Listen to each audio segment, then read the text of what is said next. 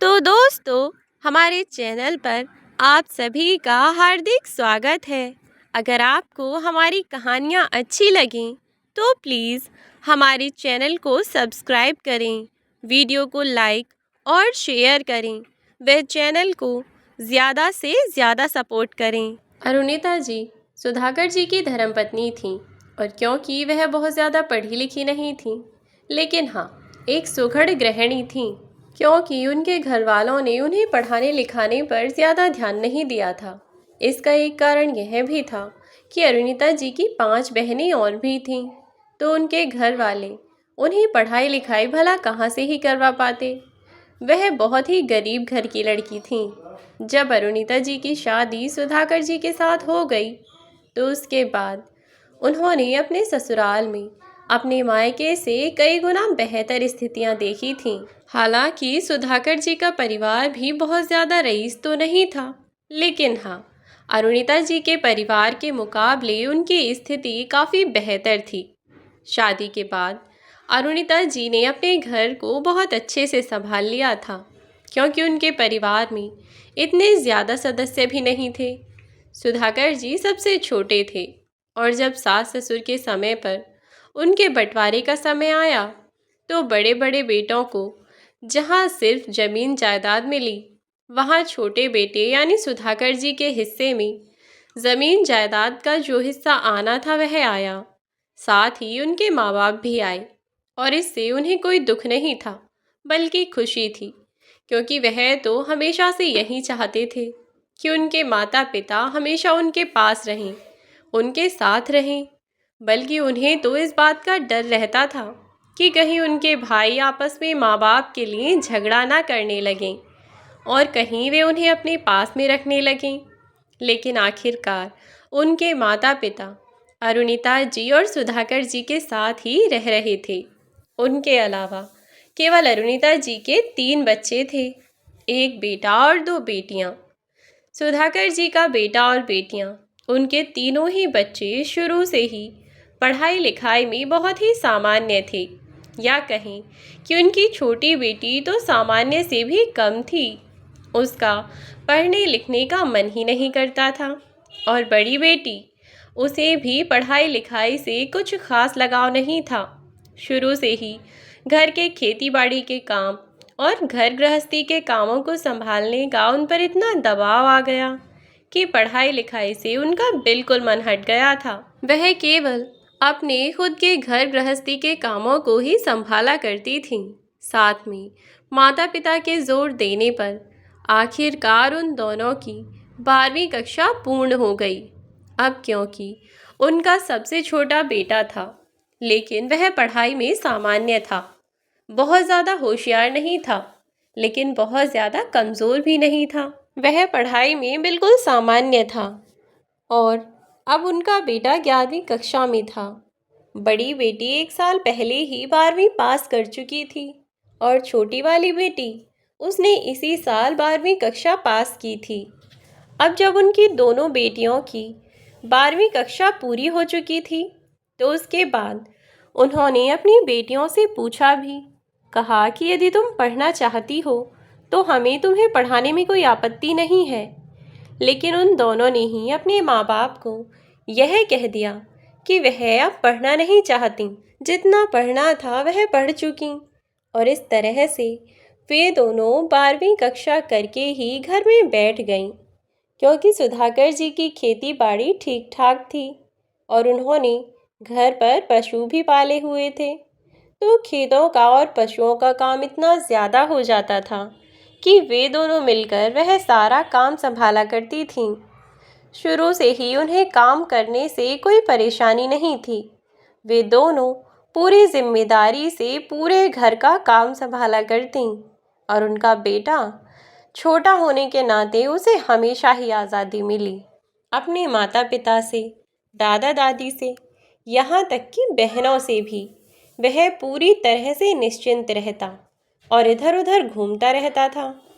जितना समय उसका मन पढ़ाई का करता, उतना समय अपनी पढ़ाई करता और उसके बाद मटर गश्ती करता फिरता था। जिम्मेदारी से कोई काम नहीं करता था।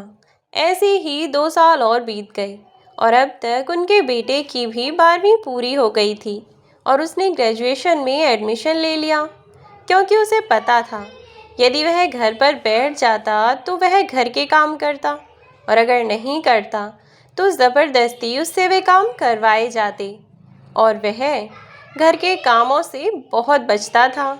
जबकि उनकी दोनों बेटियां पढ़ाई से चाहे कितना भी बचतीं, पर काम से उन्होंने कभी मुंह नहीं मोड़ा। हर चीज़ में अपने माँ बाप के कंधे से कंधा मिलाकर उनका साथ दिया और उनकी बदौलत सुधाकर जी का सब काम होता भी था, क्योंकि सुधाकर जी हों या ना हों, उनकी बेटियां जिम्मेदारी से अपना काम संभाल लिया करती थीं। और इधर अरुणिता जी, उनका काम केवल इतना था कि वह बच्चों के लिए और घर में सबके लिए खाना बनाकर समय से तैयार कर दें और घर के काम संभाल लें। सुधाकर जी की बेटियों ने वे सभी काम किए जो उनके बेटे को करने चाहिए थे। उन्होंने पूरी कोशिश की कि उनके पिता को कभी यह महसूस ना हो कि मेरा बेटा अभी छोटा है और इसीलिए वह मेरा काम में हाथ नहीं बटा सकता। वह हर काम में उनकी मदद करती। समय बीतने के साथ साथ जैसे ही 2 साल पूरी हुई, सुधाकर जी ने फैसला किया कि वे इस साल अपनी दोनों बेटियों की शादी एक साथ कर देंगे। बेटियों ने ना ही तो मना किया और ना ही कहा। माँ बाप का जो भी फैसला था उन्होंने चुपचाप स्वीकार कर लिया। सुधाकर जी ने 2 अच्छे लड़के देखे और एक ही दिन पर अपनी दोनों बेटियों को ब्याह कर विदा कर दिया। इधर सुधाकर जी की बेटियां तो विदा हो गई थीं, लेकिन उनकी बेटियों की विदाई के बाद जैसे उनके सिर पर पहाड़ टूट पड़ा था। अब उन्हें एहसास हो रहा था कि जिन बेटियों को वे सुबह से शाम तक कोसते रहते थे कि वह पढ़ती हैं न लिखती हैं और कुछ काम भी नहीं करती, वास्तव में वह उनका कितना काम संभाला करती थीं। अपनी बेटियों की विदाई के बाद तो सारा काम सुधाकर जी पर ही आकर पड़ गया। चाहे वह जानवरों का चारा पानी हो, उनकी देखभाल करना हो, उन्हें नहलाना धुलाना हो या खेतों पर जाना हो, फसल का काम देखना हो या कोई और काम, उनकी बेटियां यह सभी काम कर लिया करती थीं। जब वे नहीं थीं तो सारे काम सुधाकर जी को ही देखने पड़ते थे।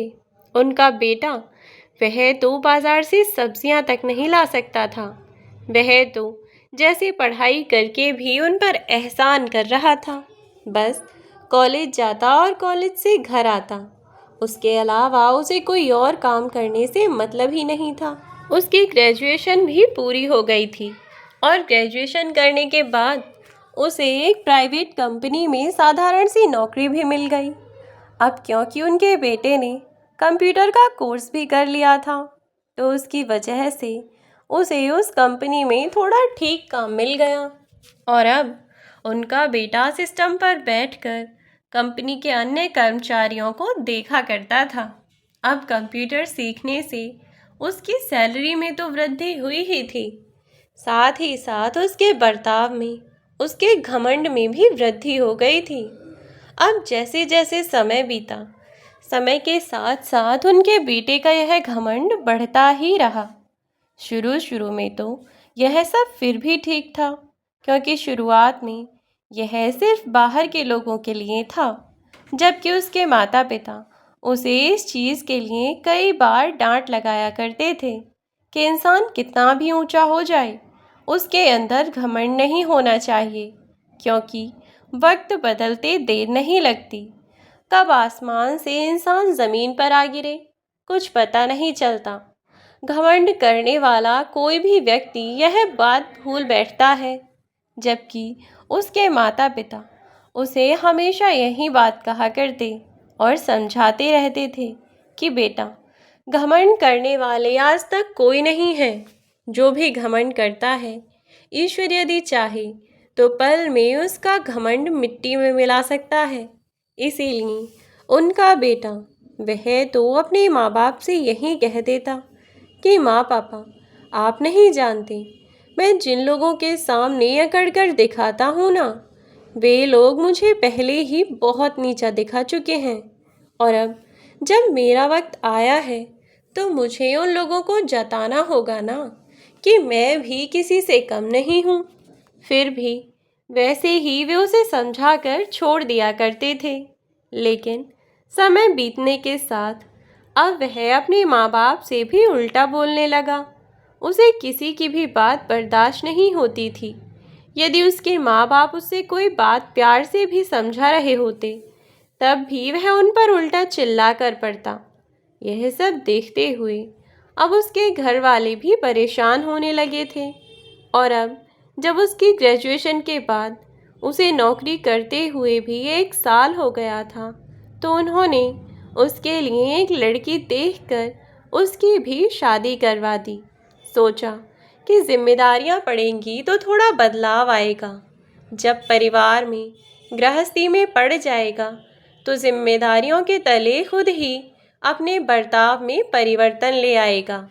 लेकिन ऐसा भी कुछ नहीं हुआ। वे ऐसा केवल सोच रहे थे। वास्तव में ऐसा कुछ नहीं होने वाला था क्योंकि उनका बेटा वह तो बस खुद को जैसे किसी सल्तनत का सुल्तान माने बैठा था। अब तो जैसे उसके सामने कोई कुछ था ही नहीं।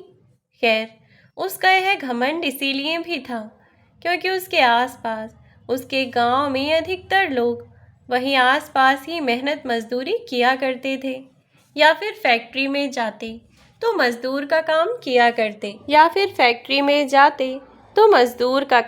करते। ऐसे में उसे कंप्यूटर पर बैठकर काम करने को जो मिल गया तो उसके पैर ज़मीन पर कहाँ से टिकते। शादी के बाद भी उसका वही बर्ताव रहा। वह तो जो बदतमीज़ था सो था। उसके ऊपर से उसकी पत्नी भी उसी का दूसरा रूप निकली। जब से ब्याह कर घर में आई तब से अपने पति की बातों में आकर वह भी हवा में उड़ने लगी थी। ज़रा सी कोई बात होती नहीं कि बस अपने सास ससुर पर चिल्लाना शुरू कर देती। और फिर इसमें उसकी कोई गलती भी कहाँ थी। जब से वह इस घर में आई उसने यही तो देखा था। कभी भी उसने अपने पति को अपने सास ससुर की इज्जत करते, उनका मान सम्मान करते नहीं देखा। और इसीलिए उसके माता पिता सुधाकर जी और उनकी पत्नी, जिन्होंने आज तक कभी किसी की बातें नहीं सुनी थीं, वे आज सर झुकाकर भी अपने बेटे की बातें सुन रहे थे। इसका कारण यह नहीं था जो उनका बेटा सोच बैठा था।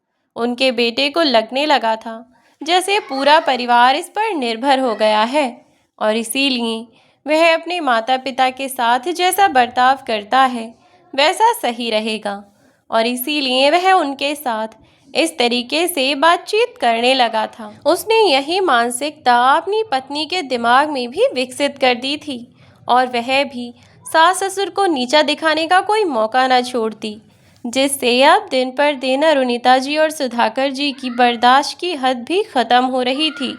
और जितना ज़्यादा वे दोनों बर्दाश्त कर रहे थे उनका बेटा नकुल और बहू नीलिमा उतना ही ज़्यादा उनके सर पर चढ़े जा रहे थे और उन दोनों को ज़मीन पर लाने के लिए यह बहुत ज़रूरी था कि सुधाकर जी और उनकी पत्नी अरुणिता जी अपनी आवाज़ उठाएं और अपने बच्चों को यह बताएं कि वह चुप हैं। इसका मतलब यह नहीं कि वह बोल नहीं सकते, वे कुछ कहते नहीं। इसका मतलब यह नहीं कि वह कुछ समझ नहीं सकते। बहू को अभी भी सबक सिखा सकते हैं और उसे सिखाना होगा, क्योंकि जब इंसान सहने की हद, जब तक इंसान भूलता जाता है तो इंसान इस दुनिया को छोड़कर ना चल बसे तब तक सामने वाले को एहसास ही नहीं होता कि वह किसी पर कितना जुल्म कर रहा है या किसी को कितनी तकलीफ़ दे रहा है। जो भी इस घर में घट रहा था इन सब के बारे में कहीं ना कहीं अरुणिता जी की बेटियों को अंदाज़ा था, क्योंकि जब भी कभी कभार त्योहार पर आया करती तब भी नीलिमा का बर्ताव अपनी सास के प्रति ऐसा ही रहता और वे लड़कियां यह बर्ताव देख लिया करती थीं। यदि वे उनसे किसी काम के लिए कह दें तो मजाल है जो नीलिमा एक बार में प्यार से सुन ले। वह तो उनके सामने भी अपनी सास से उल्टी जुबान चलाया करती थी, लेकिन फिर भी अपनी बेटियों के पूछने पर अब तक अरुणिता जी अपनी बहू की सच्चाई उनसे छुपाती रहीं। जब भी दोनों कुछ कहती तब ही अरुणिता जी यही कहती कि बेटा कोई बात नहीं है, कभी कभार तो ऐसा होता रहता है। और फिर अब तुम दोनों तो विदा होकर चली गई हो, अब जो मेरा ख्याल रखेगी वह तो मेरी यही बेटी है ना। अब कोई बात नहीं, कभी कभार तो मेरी तुमसे भी नोकझोंक हो जाया करती थी। ऐसे में अगर हमारे रिश्ते में भी थोड़ा बहुत कुछ हो जाए तो कौन सी बड़ी बात है। तुम लोग इस चीज़ का ज़्यादा मत सोचो। हमारे घर में और बच्चों के बीच सब कुछ ठीक है। अगर कोई भी परेशानी होगी तो मैं सबसे पहले तुम्हें ही बताऊंगी बेटा। अब तुम्हारे अलावा और कौन है भला जिसे हम अपनी परेशानी बता सकें। तो तुम दोनों खामखा हमारे बारे में सोच सोच कर परेशान होना बंद करो, अपने परिवार पर ध्यान लगाओ। मुझे पता है कि तुम दोनों हमेशा हमारे बारे में ही सोचती रहती हो। बेटा अब तुम्हारी शादी हो चुकी है और जितना तुम हमसे प्यार करती हो और हमारी परवाह करती हो उतनी परवाह अपने उन सास ससुर की किया करो जो तुम्हारे पास हैं। अब तुम्हारे लिए वही तुम्हारे माँ बाप हैं, पहले वह हैं और बाद में हम हैं। उनका ख्याल रखा करो। बेटियां भी अपनी माँ की हर बात मानती और समझती भी थीं। इधर अरुणिता जी जितना हो सकता था उतना चीज़ों को संभालने की कोशिश कर ही रही थीं और सुधाकर जी भी। लेकिन एक दिन ऐसे ही अरुणिता जी बैठी हुई थीं और तभी मोहल्ले पड़ोस की कुछ औरतें आकर अरुणिता जी से बातें करने लगीं। वे भी बहुत परेशान थीं क्योंकि उनके बेटी के ससुराल में उस पर बहुत अत्याचार किए जा रहे थे। तो ऐसी ही बातें करने के लिए वह सब लोग उनके घर आए तो अरुणिता जी ने उन्हें अपने घर के अंदर बैठने को बुला लिया और अपनी बहू से उन्हें पानी देने को कहा। बहुरानी जो कि अपने कमरे में आराम कर रही थी जब नहीं आई तो अरुणिता जी ने उठकर खुद ही सबको पानी दे दिया। थोड़ी देर बाद अरुणिता जी की बहू जैसे ही अपने किसी काम के लिए बाहर आई तो उन औरतों में से ही एक कहने लगी, अरुणिता बहन यह है तुम्हारी बहू। और अरुणिता जी ने हंसते हुए कहा कि हाँ यही मेरी बहू है। बेटा इधर आओ, मैं तुम्हें इन सब से मिलवाती हूँ। तो टेढ़ा मेढ़ा मुंह बनाती हुई नीलिमा उनके पास आ गई और बोली, बताइए क्या काम है, क्यों आवाज़ लगा रही थी। तब उसको नाक मुंह चढ़ाता हुआ देखा तो बाकी की औरतें आपस में बात करने लगीं और कहने लगीं, अरुणिता बहन तुम्हारी बहू तो लगता है कि बहुत नकचढ़ी है, यह तो तुम्हारी किसी बात का सीधा जवाब ही नहीं देती है। शायद लगता तो ऐसा ही है। इस पर अरुणिता जी बोली, अरे नहीं नहीं, आप गलत समझ रही हैं, वो फ़ोन पर बात कर रही होगी ना। इतनी ही देर में उनकी बहू पास आ गई तो वह सबसे उसे मिलवाने लगी और नीलिमा ने भी हाथ जोड़कर सबसे नमस्ते कर लिया। अरुणिता जी ने पाँव छूने का इशारा किया लेकिन उसने अनदेखा कर दिया और जैसे ही वह जाने लगी वैसे ही एक औरत थोड़ी तेज़ आवाज़ में बोली कि यही संस्कार दिए हैं, इतनी भी तमीज़ नहीं है कि चार लोगों के सामने कैसे बर्ताव करना चाहिए। इतनी बात सुनकर नीलिमा रुक गई और अरुणिता जी खुद ही उस औरत से बोल पड़ी कि बहन जी आप कैसी बातें कर रही हैं, रहने दीजिए, आपको कोई अधिकार नहीं है मेरी बहू के संस्कारों पर उंगली उठाने का। आप इतनी जल्दी किसी के बारे में कुछ भी राय नहीं बना सकती। आप अभी मेरी बहू के बारे में जानती ही कितना है, अभी तो आप उससे ढंग से मिली भी नहीं है। आप आराम से बैठिए, देखिए मेरी बहू कितनी अच्छी है, कितना अच्छा खाना पीना बनाती है। आप 2 मिनट रुकिए, अभी आपके लिए चाय बना कर लाएगी मेरी बहू। इतना कहकर वह नीलिमा को लेकर किचन में गई और बोली, बेटा सबके लिए थोड़ी थोड़ी सी चाय बना कर ले आ। इस पर नीलिमा अपनी आईब्रो चढ़ाती हुई बोली, तुम्हारी नाक के चक्कर में मैं नौकरानी क्यों बनूं? अरे तुम्हारा मन है तो तुम खुद ही बना दो ना चाय पानी। मुझे क्यों खामखा बीच में घसीट रही हो? तब अरुणिमा जी बोली, देखा नहीं कि वह सब कैसी बातें बना रही थीं? घर में जो भी होता है वह होता रहे, बाहर सबको सब कुछ दिखाना ज़रूरी है क्या? अब मैं जो कह रही हूँ चुपचाप सुन लो और अंदर जाओ, चाय बना कर ले आओ सबके लिए। मैं तुम्हारा इंतज़ार कर रही हूँ, वरना सबके सामने तू ऐसा बर्ताव करेगी तो मैं शाम को ही तेरे पति को बता दूंगी, और अगर उसके आस पड़ोस में बेइज्जती हुई ना उसकी, तो फिर वह तुझे भी नहीं छोड़ेगा। इस पर उस वक्त तो वह चुप हो गई और चाय बनाने के लिए अंदर चली गई। जैसे ही अरुणिता जी अपने कमरे में पहुंची तो अरुणिता जी और औरतों से बात करने लगी। थोड़ी ही देर में उनकी बहू सबके लिए चाय ले आई। उनमें से एक औरत बोली कि बेटा, इनकी बातों का बुरा मत मानना, कभी कभी थोड़ा ज़्यादा बोल जाती हैं। तो वह उनके सामने मुस्कुरा दी और जाने लगी। तभी वह औरत बोली, बेटा मुझे शुगर है, मैं मीठी चाय नहीं पीती। तो अरुणिता जी ने कहा कि बेटा इनके लिए थोड़ी सी फीकी चाय बना दो। लेकिन वह औरत कहने लगी कि नहीं नहीं, मुझे फीकी चाय नहीं पीनी बहन जी। आप क्यों अपनी बहू को परेशान कर रही हैं? रहने दीजिए, अभी तो बेचारी सबके लिए चाय बना कर लाई है, अब फिर से मेरे लिए नया नया। रहने दो बेटा। तो उनकी बहू ने खुद ही कह दिया कि कोई बात नहीं, ले आती हूँ आपके लिए भी। थोड़ी देर रुकिए, मैं लाती हूँ आपके लिए चाय। इतना कहकर वह जाने लगी तो उस औरत ने कहा कि बेटा, चाय से पहले मुझे थोड़ा सा पानी दे देना, गले में कुछ अजीब सा लग रहा है। इतना सुनकर नीलिमा वहाँ से चली गई कि तभी किचन में जाकर अरुणिता जी अपनी बहू से बोली, बेटा एक कप चाय तो बना ही रही हो, एक कप चाय ज़रा मेरे लिए भी बना देना, मेरा भी मन कर रहा है। और तुम्हें तो पता है शुगर की वजह से मैं अक्सर चाय नहीं पीती हूँ, एक और कप बना देना तो इनके सहारे मैं भी पी लूँगी। अपनी सास की यह बातें सुनते ही नीलिमा का पारा हाई हो गया। उसे गुस्सा आने लगा और गुस्से में चिड़चिड़ाने लगी और बोली, नौकरानी समझ रखा है क्या? कभी इसके लिए चाय बना दे, कभी उसके लिए चाय बना दे, कभी पानी दे दे, कभी यह कर दे, कभी वह कर दे। 2-4 घंटे आराम से लेट नहीं सकती मैं, मुझे लेटा हुआ तुम देख नहीं सकती। फालतू में कब से ड्रामा लगा रखा है, कब से देख रही हूँ। जानबूझकर मेरी बेइज्जती कर रही है ना सबके सामने, जानबूझकर किया ना ये सब। तो मुझे सबके सामने नौकरानी बनाना चाहती हो ना, जो तुम्हारे इशारों पर नाचती रहूं। समझी? मैं कोई पागल नहीं हूँ जो तुम्हारे इशारों पर नाचूं। यहाँ जिसे जो करना है करके देता रहे इन लोगों को।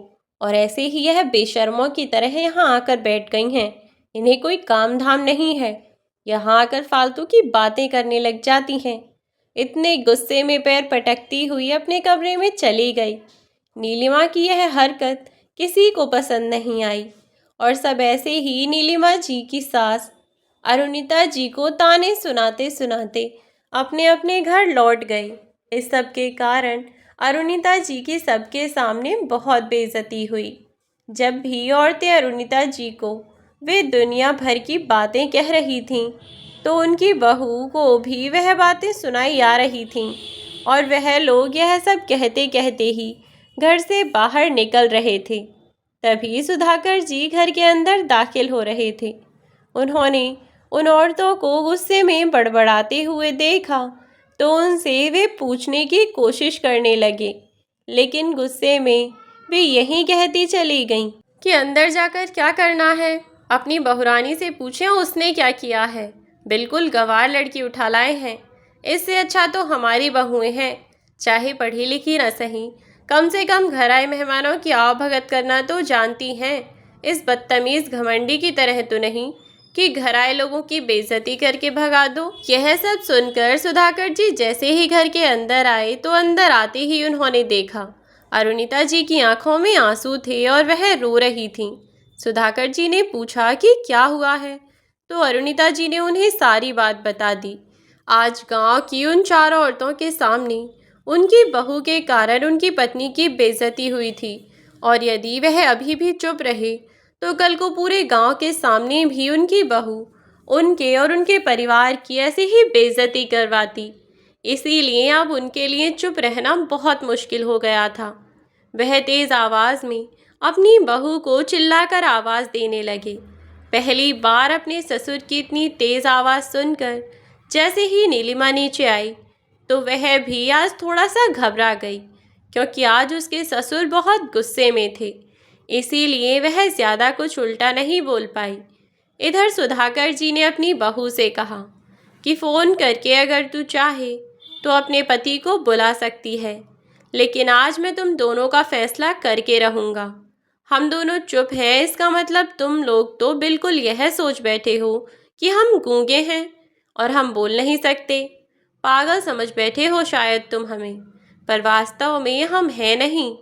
अगर हम चुप हैं तो केवल अपने प्यार और रिश्ते की खातिर, क्योंकि तुम्हें न सही लेकिन हमें रिश्तों का मान रखना बहुत अच्छे से आता है, और उस मान के कारण ही अभी तक हम चुप थे। लेकिन तुम हमारी चुप्पी को हमारी कमज़ोरी समझ बैठे। तुम यह समझ बैठे कि हम कुछ कर नहीं सकते और इसीलिए तुम्हारे कदमों तले दबकर रहेंगे। लेकिन नहीं बेटा जी, ऐसा कुछ नहीं होगा। आज जो तुम्हारी पत्नी ने किया है ना, वह बर्दाश्त नहीं किया जा सकता। इसके लिए तुम्हें और तुम्हारी पत्नी को अपनी माँ से उन सभी औरतों के आगे माफ़ी मांगनी होगी। लेकिन नकुल ने अपने पिता से इस बात पर बहस कर ली कि उसने ऐसा भी क्या कह दिया जो वह सबके सामने उनसे माफ़ी मांगे। अरुणिता जी भी कोई कलेश नहीं चाहती थी, इसीलिए कह दिया कि आप रहने दीजिए, क्यों ही बाहर के लोगों के सामने तमाशा बनाना है। तब अरुणिता जी की बात को बीच में काटते हुए सुधाकर जी बोले, मैं आपकी भावनाओं को समझता हूँ। चलिए ठीक है, मैं आपकी बात मान लेता हूँ और घर के बाहर कोई तमाशा नहीं होगा, लेकिन इस घर के अंदर आपकी बहू को आपसे माफ़ी मांगनी होगी। उसने जो गलती की है, कम से कम उसे अपनी गलती का एहसास तो होना चाहिए, क्योंकि जब तक इंसान को अपनी गलती का एहसास ही नहीं होगा तब तक वह अगली बार गलती करने से पहले ना ही तो एक बार भी सोचेगा और ना ही गलती करने से बचेगा। इसीलिए यह बहुत ज़रूरी है, जब बच्चे छोटे होते हैं तो उनकी गलतियों पर माँ बाप उन्हें डांटते हैं, फटकारते हैं, और यदि फिर भी वह नहीं समझते तो माँ बाप उन्हें सज़ा देकर सबक सिखाते हैं। वैसे ही अब इन्हें भी हमें सबक सिखाना ही होगा, क्योंकि अब इनकी बदतमीज़ियाँ बढ़ती ही जा रही हैं, और जब तक हम इनकी बदतमीज़ियों को रोकने के लिए कुछ ना करें तो यह ऐसे ही बढ़ती रहेंगी। तो अपने पिता की यह बात सुनकर गुस्से में अकड़ता हुआ नकुल बोला, पापा, आज आप बहुत बोल रहे हैं। अरे ऐसा क्या कह दिया इसने जो इतना तमाशा लगा रखा है? आप दोनों को बुढ़ापे में चाहिए ही क्या? 2 वक्त की रोटी ही तो चाहिए, और वह आपको आराम से मिल रही है ना। तो क्यों नहीं आप लोग चुपचाप आराम से पड़े रहते? क्यों माँ कभी पड़ोसियों को बुलाकर पंचायत करने बैठ जाती हैं?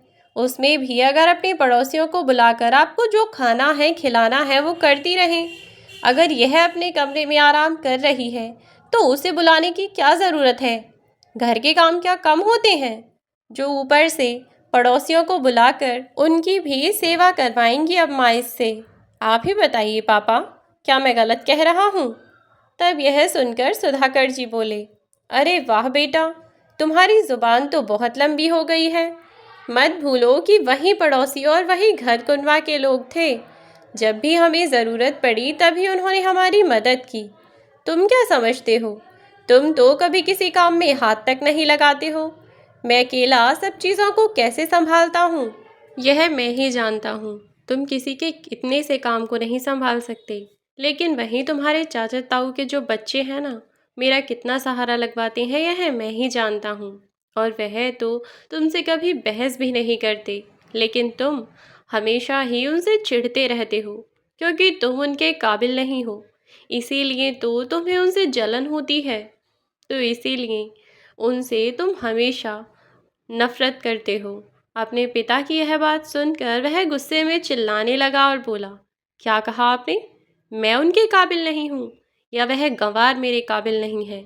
आखिर आता ही क्या है उन्हें? उनसे कई गुना बेहतर हूँ मैं, अच्छी जिंदगी जी सकता हूँ। और वह खेतों में बस घास उखाड़ने का काम कर सकते हैं या भैंसों को चरा सकते हैं। उनके बस का और कुछ नहीं है, और ऐसे ही कामों में आपकी मदद करवा सकते हैं। लेकिन मैं खुद को और अपने परिवार को इतनी बेहतर जिंदगी दे रहा हूँ। हमारे यह जो ठाट बाट है ना, मत भूलिए कि ये सब मेरी ही बदौलत है। अगर मैं काम न कर रहा होता तो आटे तेल का भाव पता चल जाता आपको। नकुल की यह बात सुनकर सुधाकर जी को बहुत गुस्सा आया। अब सुधाकर जी गुस्से में चिल्लाने लगे और बोले, किस गलतफहमी में हो बेटा जी? यह तो ऐसी बात हो गई कि एक कुत्ता ट्रेन के साथ चल रहा था। कुत्ते को लगा कि वह चल रहा है इसीलिए ट्रेन चल रही है, और यही सोचकर फिर वह कुत्ता रुक गया। लेकिन क्या हुआ? कुत्ता वहीं का वहीं खड़ा रह गया और ट्रेन तो निकल गई। तुम्हारा भी बिल्कुल वैसा ही हाल है। किसी गलतफहमी में मत रहो। हमारी जिंदगी बस चलती हुई वह ट्रेन है जो तुम्हारे होने या ना होने से नहीं रुकेगी। हाँ, औलाद साथ ना हो तो माँ बाप को फ़र्क ज़रूर पड़ता है, दुख ज़रूर होता है। लेकिन हम अभी तुम्हारे ऊपर निर्भर नहीं हैं कि हमारी ज़िंदगी चलना बंद हो जाएगी। अगर तुम्हें ऐसा ही लगता है कि तुम बहुत ज़्यादा कमाते हो और अपने परिवार को बहुत बेहतर ज़िंदगी दे सकते हो, तो क्यों ना एक काम किया जाए। तुम अपने परिवार को कितनी बेहतर ज़िंदगी दे सकते हो वह दो, और हम दोनों अपना गुजारा कर लेंगे। हमारे लिए तुम्हें परेशान होने की ज़रूरत नहीं है। लेकिन अगर इस घर में रहोगे तो तुम्हें और तुम्हारी पत्नी दोनों को मेरी पत्नी की बात माननी ही होगी, और तुम दोनों में से कोई भी उससे आज के बाद बदतमीज़ी नहीं कर सकता, वरना मुझसे बुरा कोई नहीं होगा। और बाकी बातें तो बात की रहीं। सबसे पहले तो तुम दोनों जाकर अपनी माँ के पैर पकड़कर उनसे माफ़ी मांगो। इस बात पर बेटे बहू दोनों बिगड़ गए कि हम जाकर उनसे माफ़ी नहीं मांगेंगे। लेकिन अब अरुणिता जी के कहने या ना कहने से सुधाकर जी पर कोई फ़र्क नहीं पड़ने वाला था, और अब अरुणिता जी को तो वह चुप कर ही चुके थे। अब अपने बेटे और बहू से बोले कि अगर माफ़ी नहीं मांग सकते हो तो तुम इस घर में भी नहीं रह सकते। उठाओ अपना सामान और निकल जाओ यहाँ से। और वैसे भी इतने काबिल तो तुम हो ही कि अपना खर्चा खुद चला सको। हमारे ऊपर निर्भर रहने की ज़रूरत नहीं है तुम्हें। तो बेटा बोला, अरे हाँ, तो आपके ऊपर निर्भर है भी कौन? अच्छा खासा कमाता हूँ। इतना तो मेरे परिवार का खर्चा नहीं होगा जितना कमाकर आप लोगों को दे देता हूँ। वैसे अच्छा ही हुआ कि आप लोगों ने अलग रहने के लिए खुद ही कह दिया, वरना मैं तो खुद ही आप लोगों से कहने वाला था कि मैं अपने बीवी बच्चों को ले जाकर शहर में ही रहूँगा। क्यों यहाँ गंवारों के बीच रहकर अपनी ज़िंदगी बर्बाद करूँ? खैर, जब आपने अपने मुंह से कह ही दिया है तो मुझे भी कोई परेशानी नहीं होगी। और जहाँ तक बात रही माफ़ी मांगने की, वह तो मैं मांगने से रहा। चलो नीलिमा, अपना सामान पैक करो, हम लोगों को निकलना है यहाँ से। अपने कमरे की ओर बढ़ता हुआ नकुल अपनी पत्नी नीलिमा से बोला, तो नीलिमा भी उसके पीछे पीछे चल दी। लेकिन उन दोनों में से किसी ने भी अपने माँ बाप से माफ़ी मांगना उचित नहीं समझा। इस बार अपनी पत्नी के आत्मसम्मान को ठेस पहुँचती देख सुधाकर जी ने भी अपनी औलाद को जो वह करना चाहते थे वह करने दिया, और घर से जाने से नहीं रोका। गुस्से में नीलिमा और नकुल दोनों अपना सामान पैक करके निकल गए। नकुल की सैलरी 20,000 रुपये महीने थी, लेकिन जब वह अपनी पत्नी को लेकर शहर में रहने के लिए पहुंचा, तो वहां छोटे से छोटा घर भी किराए पर उन्हें 8 से 10,000 रुपये महीने मिल रहा था। ऐसे में खर्च चलाना तो बहुत टेढ़ी खीर थी। अब नीलिमा को बहुत अच्छा तो नहीं, लेकिन हाँ, 10,000 रुपये में उन्हें एक ठीक ठाक फ्लैट मिल गया और वे लोग किराए पर ही रहने लगे। लेकिन नीलिमा, नकुल और उनका एक बच्चा तीनों शहर में रहने तो लगे थे, लेकिन वहाँ एडमिशन कराने पर नकुल को पता चला कि उसके बेटे का अगर वह अच्छे स्कूल में एडमिशन कराता है तो उसकी फ़ीस ही 10-12 हज़ार रुपये महीने है।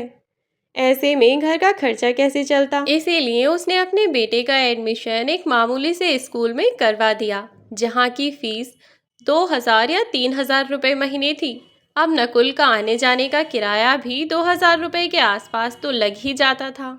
उनका खाने पीने का खर्चा और भी घर में अन्य बहुत से खर्च होते हैं। पहला महीना तो जैसे तैसे नकुल ने उधार ले लेकर अपना खर्चा निकाल लिया, क्योंकि शुरू में अपने घर का सामान जोड़ना भी शुरू किया था।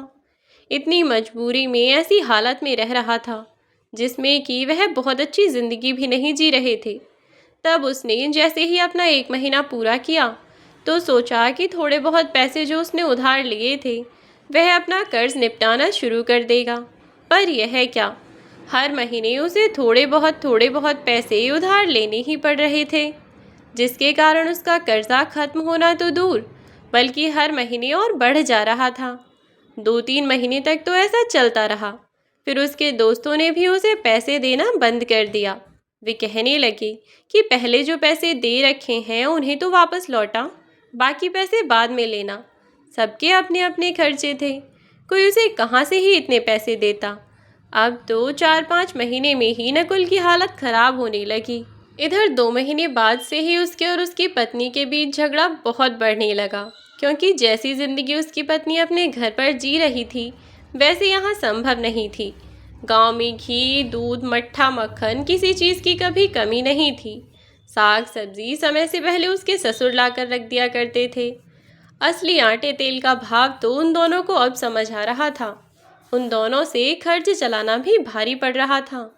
जब नकुल की तनख्वाह से खर्च चलना बंद हो गया तो नकुल ने अपनी पत्नी से कहा कि सुनो, मैंने कंपनी में बात की है, कल से तुम भी वहाँ पर काम करने चली जाया करना।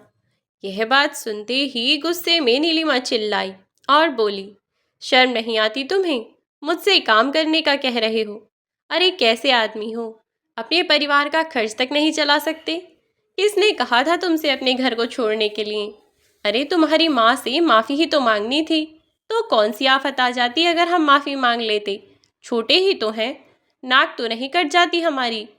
क्या तुमने वैसे भी अपने माँ बाप के कभी पाँव नहीं छुए? अगर इस बार पाँव छूकर माफ़ी मांग लेते तो कौन से पहाड़ टूट पड़ते? पर नहीं, तब तो झूठी शान में मरे जा रहे थे, जैसे कितने लाखों रुपए कमाते हो। अपनी करनी खुद भोगो, मुझसे उम्मीद मत करना। अब क्या चाहते हो, मैं दूसरों के यहाँ जाकर झाड़ू पोछा करने लगूं? आज तक ना अपने मायके में ऐसा देखा है मैंने, और ना ही इतने सालों में अपने ससुराल में भी ऐसा कुछ देखा है। तो माफ़ करना, लेकिन मैं ऐसा कुछ नहीं करूँगी। जो करना है खुद करो।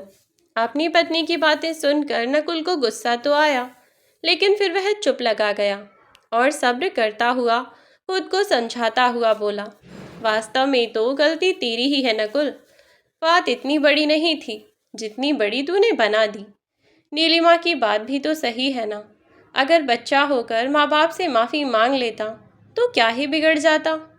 खुद सोच, आने वाले समय में बेटा बड़ा हो रहा है, हर साल उसकी फीस बढ़ेगी, कम नहीं होगी। जैसे जैसे वह बड़ा होगा उसके खाने पीने, पहनने ओढ़ने, हर चीज़ का खर्च बढ़ेगा। अभी तक तो 1-2 महीने की बात थी।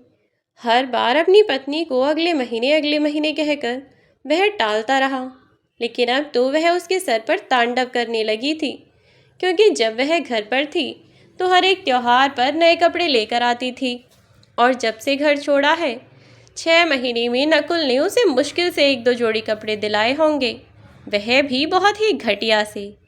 अब नकुल को एहसास हो रहा था कि वास्तव में आज की महंगाई के हिसाब से उसकी कमाई कुछ भी नहीं है। उसके माता पिता चाहे जैसे भी कर रहे हों, लेकिन उन्होंने अपने 3-3 बच्चों को पाल पोस कर बड़ा किया, उन्हें हर सुख सुविधा भी दी। बहुत बड़ी बात थी। और आज के समय भी इतनी महंगाई में भी जहाँ नकुल 3 जन का खर्चा नहीं उठा पा रहा, ऐसे में वह 5-5 लोगों का खर्चा बहुत आसानी से हंसी खुशी झेल रहे थे, और इससे कई गुना बेहतर तरीके से उनका खान पान था। अब तो 1 टाइम सब्जी बन जाती तो 2 टाइम चलाने की कोशिश करते। पराठे इसीलिए नहीं बनाते कि तेल ज़्यादा लगेगा। इतना सोच सोच कर चलना पड़ रहा था कि बस 6 महीने पूरे होते होते नीलिमा और नकुल दोनों खून के आंसू रोने लगे। और नीलिमा ने तो अपने हाथ खड़े कर दिए कि बस नकुल, अब मुझसे और नहीं होगा, मैं ऐसे कंजूसों, कंगालों या भिखारियों जैसी ज़िंदगी और नहीं जी सकती। चुपचाप अपने घर चले चलो। माँ जी से माफ़ी ही तो मांगनी है, मांग लेना, कोई आफत नहीं आ जाएगी। या फिर जीवन भर अपनी झूठी शान तले रहो। आने वाले टाइम में तुम खर्चा भी नहीं चला पाओगे। आने वाले टाइम में हमारे बच्चे की फ़ीस, उसके खर्च, रूम का किराया, हमारे खर्च, सब कुछ बढ़ेगा ही बढ़ेगा। और ऐसे में जब तुम अभी कर्ज से नहीं उबर पा रहे हो तो आगे तो कैसे ही करोगे। सब कुछ इतना मुश्किल हो जाएगा। अभी भी तुम्हारे दोस्तों का तुम्हारे ऊपर कितना कर्जा है कि वह तुम्हें एक पैसा भी नहीं दे सकते। ऐसे में भगवान ना करे कभी कोई इमरजेंसी आकर पड़ी तो क्या करोगे। नीलिमा की अकल तो ठिकाने आ रही थी और इसीलिए उसने रात में ही अपना सामान पैक कर लिया और अगली सुबह नकुल को उठाया और बोली कि नकुल, 6 महीने पहले घर पर तुमने मुझसे कहा था कि सामान पैक कर लो, हम लोग घर छोड़कर जा रहे हैं। तब मैंने तुम्हारी बात मानी और सामान उठाकर यहाँ चली आई।